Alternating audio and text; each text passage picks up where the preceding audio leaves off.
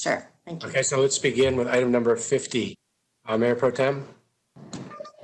Oh, I just wanted to make the motion on it. Mayor Pro Tem moves passage of item number 50. Is there a second to that? Councilmember Kassar seconds that. Is there any discussion? Mayor Pro Tem. I just, I'll keep this short. I think I've made most of the statements that I want to make, but just a couple of quick thanks to the staff that consulted with my office on this, including the OPO, the Equity Office, the Office of Performance Management, Innovation, Assistant City Manager Ariano, and Labor Relations, as well as we consulted with Austin Justice Coalition, Mimi Stiles of Measure, Doug Smith from the Texas Criminal Justice Coalition, Emily Garrick of Texas Fair Defense Project. And I think this is needed. We needed this baseline. We have now a baseline to measure our progress. It also asks for metrics in other areas of disparities, not just police arrest. And I think the no call list, I think, will be a big win in this too. I don't know how many, I know there's tons of movies to watch about racial injustice, but we recently watched The Innocence Files, and I'd encourage you to watch it, where it shows just really sad police indiscretion and prosecutorial indiscretion, and how all along the criminal justice system, we have failed our Black and Brown community. And so I think a call list that shows we will not use, that prosecutors will have access to that and will not use those officers in court, I think is another big win on this that we were able to get in here, get in the version 3. So thank you for everyone to help work on this and for all my colleagues' support. Thank you. So it's been moved and seconded. Allison, did you want to ask a question before we took a vote? Unless anybody has more comments on this particular thing, because I don't want to detract from the importance of this particular element, but my questions sort of pertain to the broader set of issues. So I'll just go ahead if nobody else has a comment on that. So City Manager, I have a lot of respect for you, and I deeply appreciate the work that you do, but I have to say that I'm disappointed with the way you've handled the situation so far. With all due respect, it has been 2 weeks since the protest happened. We have put some proposals together, but I do believe that as city manager, you should have begun moving on some things before now. What you see before you tonight is the council's approach. Your responsibility to be on this before with actions and not just conversations. And your silence has been deafening to me. You are the leader of 13,000 employees, and we do expect you to take initiative for critical issues, especially when the lives of citizens are in jeopardy. You are the leader of City of Austin employees. We provide you with direction, but nothing precludes you from taking action. A moment like this requires action, not just silence and waiting for someone else to take the lead. I really would like to know from you, have you talked with the public safety leadership about the issues raised by council members and in testimony today and in prior meetings? If no, why not? And if yes, what have you learned? Yeah, council member, thank you for raising this and allowing me to speak to this point, because I certainly take my responsibility as city manager incredibly seriously, and the discussions that we're having both as a community and that you're teeing up as council, I take that incredibly to heart, because that's exactly why I came to this city, and that's what I know the responsibility that you entrust me to act on. Throughout this whole period of time for the last 2 weeks, I've been in constant communication not only with our chief, but also our public safety leadership about both short-term and longer things that we can be doing, knowing that there was a parallel conversation happening, not just with our community, but with our council. And so there were some short-term decisions that were made. As you know, immediately after the first weekend, there were decisions in the policies that the police chief had. And then also there were also decisions that were announced today by the police chief. But the conversation is really about, now that we have these resolutions, and assuming or depending on the council's vote today, we will quickly be able to adjust our own expectations and the priorities that you have outlined here. I really want to commend the council's leadership in taking that, but I do know that there's more that's needed. and we're going to have to continue to get not only creative, but much more assertive in the way that we're reimagining and rethinking how we do public safety in Austin. City Manager, I'd really like to know what other ideas that you have about what we should be doing moving forward to move forward with transformational change. Yeah, well, one thing I've already started is a conversation among the executive team. And as you pointed out, as many speakers have pointed out, this is beyond just public safety. This is about public health. This is about our economic disparities. This is a real opportunity for our community to think about how these all intersect. And so I brought this team together to start to outline what the framework is that we're going to be able to address not only in this budget that we're going to be presenting in a couple of weeks, but also for how to continue those important conversations with the community. And so you'll be hearing more from me next week on that front, but we wanted to let this important conversation happen first with council. And how are you going to report back to council or engage us in this process moving forward into budget?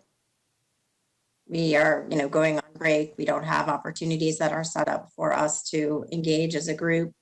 And, there's only very few ways for us to come together to have conversations with you on this. So how are you going to be communicating with us on next steps? Yeah, I mean, I'm in constant communication with each of you individually, and then we have ways to send out either through official memos, but if we need to have a special called meeting in the interim, I'm more than willing to talk to the mayor and others about making sure that we provide that. But I will just note that we are in the middle of developing the budget, and that is a big responsibility and a very challenging task at this moment in time. We are in an economic recession. We have not experienced something like this in the last handful of decades. This is going to be both the most challenging budget that we've ever put forward and that this council will be considering. But what I also see is one of the most, the budget with the most opportunity, because this allows us to think very differently about how we've done things in the past. And so I look forward to those conversations, but I do think that we as staff need some time to make sure that we can take the direction that was coming from this conversation and these resolutions and incorporate them into the budget. Would you be comfortable sharing a little bit about what you've discussed with Chief Manley or with ACM Ariano? I think as we've seen a national conversation about both different tactics that have been used in those protests and things that we need to ensure that we are doing to not only reflect the values of our community, but do things in a way that keep our community safe and make sure that we have a new way of thinking about public safety. So, many of the different reforms that are not only part of a national conversation, whether it's the 8 Can't Wait, or the reforms that were outlined in the resolutions here, we have specifically talked about how we can continue to not only lean into them, but what else we can be doing as a community and as a department.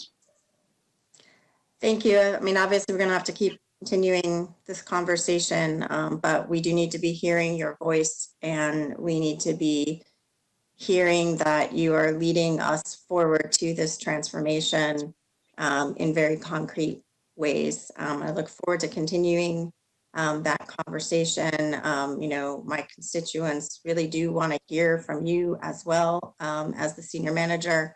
So I think it's important that we hear specifics from you, and I look forward to more of those coming forward. Thank you, Councilmember. Further comments on this issue? Councilmember Kitchen? City Manager, you and I have talked about this, and I want to clarify what I just heard from you. I think I heard you say that you were planning on providing some more concrete information for us next week. Did I hear that correctly? And if that is the case, can you speak to that, about the scope of that, what you're planning to talk about next week? Sure. As you've been witnessing, I mean, some of these resolutions and the direction from council has been evolving very quickly over the past week or longer, and even in those edits today. And so we are going to take what has passed and quickly pivot into what that action plan is, because that is exactly what our community is expecting and demanding, is to make sure that these are things that can be implemented. And so I have already, with our deputy city manager, with our equity office, with our office of police oversight, again, with the senior team that encompasses things beyond public safety, that many of the speakers today talked about a public health crisis. We have to be thinking differently about this. And so some of the steps that we will be taking will be outlined next week. Thank you, City Manager. As we've talked about earlier, this is a city, as I mentioned earlier, and you and I have talked about, this is it's a citywide issue, and leadership belongs in the city manager's office. So I'll be looking forward to hearing how you will be structuring that in terms of the leadership team you're putting together. And I think it was Councilmember Tovo that raised something the last time we talked in terms of a concrete operational plan for these transformative changes. And so I look forward to hearing more from you next week. Okay, Councilmember Garza, Mayor Pro Tem. Mayor Pro Tem. I didn't know we were going to go down this road, but since we're there, City Manager Cronk, I have great respect for you, and I have appreciated the relationship that we have been able to build, and your help in and your relationship building with all of us. But we have heard hours and hours and hours and hours of testimony specifically to ABD leadership, and council is prohibited from interfering with those personal decisions. But on that vein, I think our community deserves some kind of response from you as to what you plan to do with that leadership specifically and reasons why. And so in whatever, if that's a memo to council, you've heard council's statements on this, and we're about to take a vote on one of the resolutions that includes a whereas with confidence in that leadership. And so I would just ask that you provide some kind of reasoning to us in whatever direction you decide to take on that decision, if you could provide that. So to be responsive to the thousands, I think my staff told me we've just to my inbox alone, I've received 13,000 emails, and that doesn't include the D2 inbox and doesn't include the calls that we've been getting. And just to be responsive to the community, I'd ask for you to provide that response, please. Councilmember Flanagan. So I want to let my colleagues know to watch for the message board tomorrow. We will be posting information about the first Public Safety Committee meeting that we intend to hold next week, where we will be inviting everyone who is able. And if you are not, that is perfectly fine, because we are going to give the manager a week to settle his thoughts on what we are about to implement here. And then we will be expecting some direction and some explanation and a path forward.